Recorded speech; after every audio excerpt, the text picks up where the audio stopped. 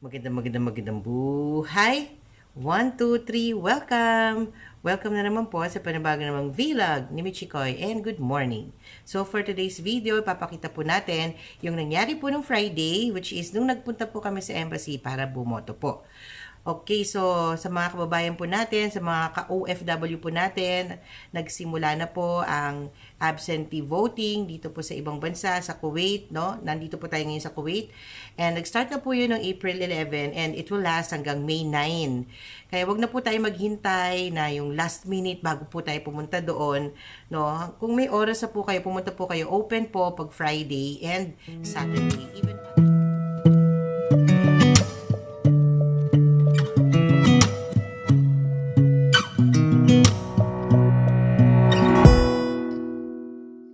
today's video, nandito po kami sa embassy para po sa election. Yay! Kasama po natin ang mga botanteng si Kalisagan, ang mag-asawang Kalisagan po.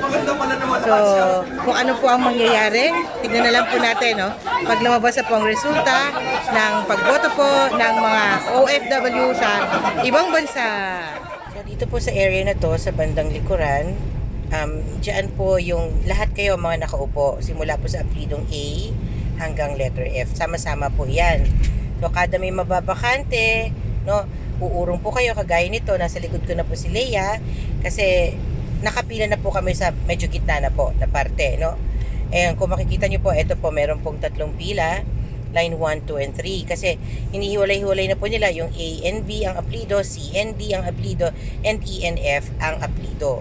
So kung mapapansin nyo po dun sa medyo dulo, sa medyo harapan po, no, meron na pong mga tao doon, na mga taga-Comelec, na i-check po nila yung inyong pangalan dun sa kanilang voters list, no.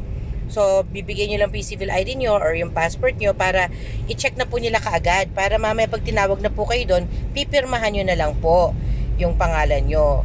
And eto na nga po yung entrance, papasok po sa tent.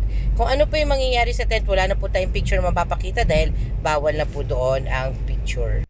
Pag nakapasok na po tayo sa tent, bawal na po yung picture-picture doon, no? Siyempre, may another pila para isurrender yung mobile phone nyo and para kunin na natin yung mga balota. Okay po? Maliwanag po yan. Pag hawak mo na ang balota, kung may pila, edi pumila lang ulit para makapasok naman sa area kung saan pipiliin nyo na ang inyong mga kandidato. May provided na rin po ng marker, kaya wag po tayo mag-alala. Mag-ingat sa pag-shade ng mga kandidato. Bilangin na mabuti yung 12 shaded entries nyo for senators. Wag din kalimutan sa likod, yung party list, nasa likod po iyon, okay?